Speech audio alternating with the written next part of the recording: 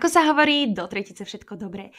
Ukážeme si tretí spôsob, ako sa dopracovať k najväčšiemu spoločnému deliteľovi.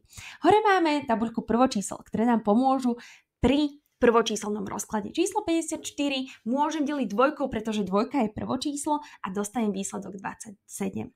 27 dvojkou nemôžem deliť, ale môžem ho deliť trojkou. Trojka je prvočíslo a ak podelíme trojkou, dostanem výsledok 9. 9 zas podelím 3, dostanem 3 a trojku podelím 3 a dostanem jednotku.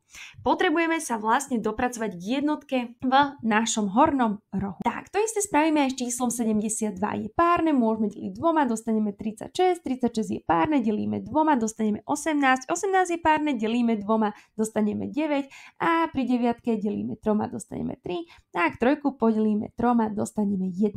Výborne. Dopracovali sme sa teda k prvočíselným rozkladom čísla 54 a 72. Čiže číslo 54 má prvočíselný rozklad 2x3x3x3, čo sú čísla v dolnom riadku. Číslo 72 má prvočíselný rozklad 2x2x2x3x3. Čiže znova prvočíselný rozklad sú dolné čísla dolného riadku. A teda najväčší spoločný deliteľ čísla 54 a 72 sú spoločné prvočíselné rozklady. Teda čísla, ktoré sa nachádzajú aj v jednom, aj v druhom riadku a tými sú 2x3x3, čo je po vynásobení 18. Tadá, máme najväčší spoločný deliteľ a ak potrebuješ doučko z matiky, mrkni sem.